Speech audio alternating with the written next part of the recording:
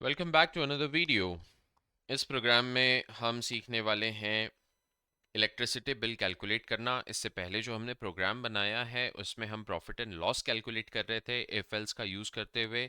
इस प्रोग्राम में भी हम इफ एल्स को और अच्छे से समझेंगे और इसलिए हम यहाँ पर इलेक्ट्रिसिटी बिल को कैलकुलेट करने वाले हैं। अभी इलेक्ट्रिसिटी बिल क्या होता है आपको अगर नहीं पता तो यूनिट्स में कैलकुलेट होता है और आप जितने यूनिट्स इलेक्ट्रिसिटी कंज्यूम करेंगे एक महीने में उस हिसाब से चार्ज आता है। और जितने ज़्यादा यूनिट्स हम कंज्यूम करेंगे तो उतना ज़्यादा हमारा पर यूनिट का चार्ज आएगा। बिजली बिल हमारा तो ज़्यादा आएगा ही लेकिन पर यूनिट का चार्ज भी वहाँ पर चेंज हो जाता है, बढ़ जाता है। तो इस बात को ध्यान में रखते हुए हम इस प्रोग्राम को बनाने वाले हैं। और आइए हम सिंटैक्स लिख लें। Hash include conio dot H.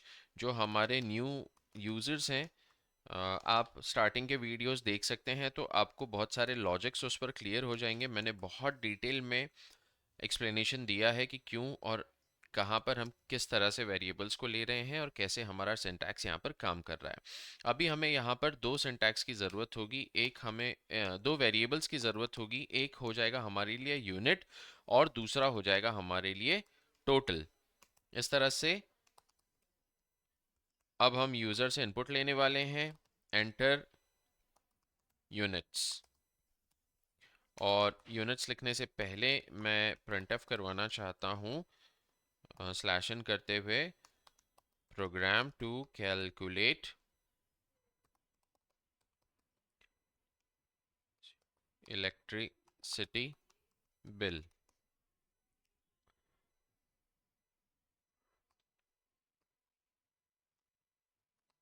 Scanf क्या आएगा मुझे बताइए।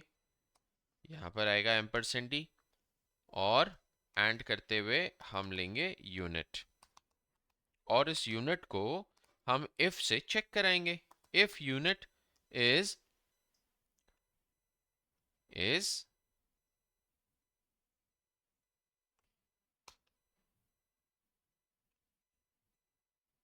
greater than, if unit is greater than 50,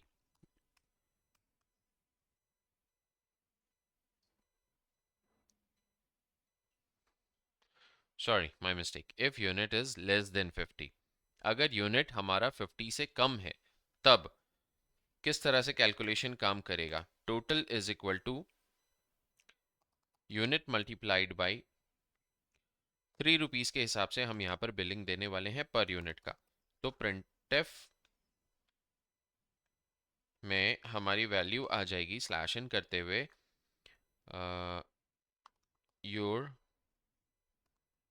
bill is ampersand d comma total.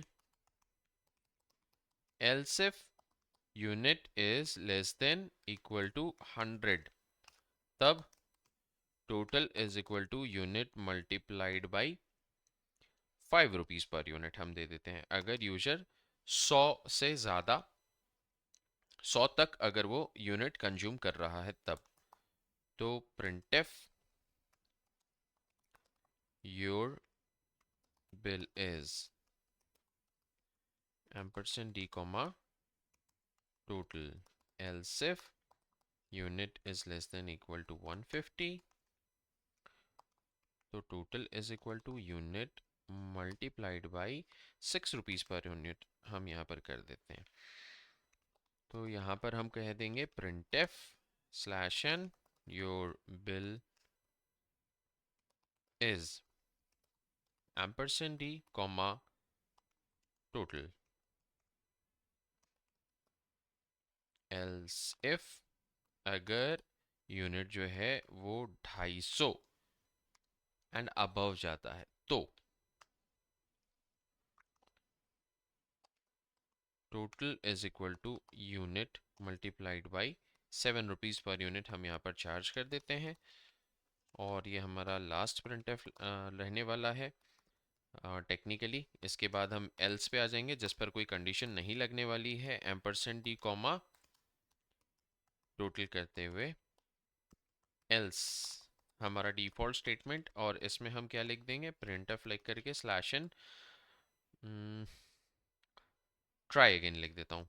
मायने अगर कोई गलती हो जाती है और किसी तरह से हमारा बिल जनरेट नहीं हो पाता है तो ट्राई अगेन वाले स्टेटमेंट पे चला जाएगा, क्योंकि उसके साथ कोई कंडीशन लिखी ही नहीं है।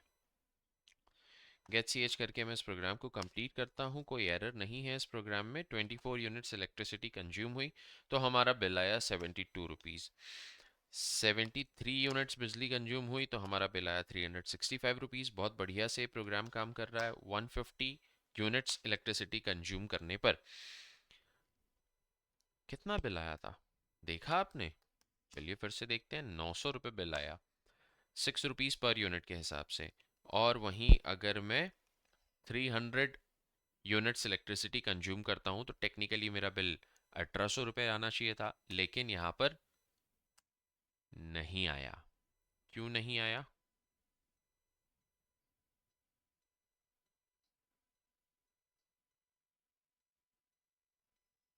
आप बता सकते हैं क्यों नहीं आया?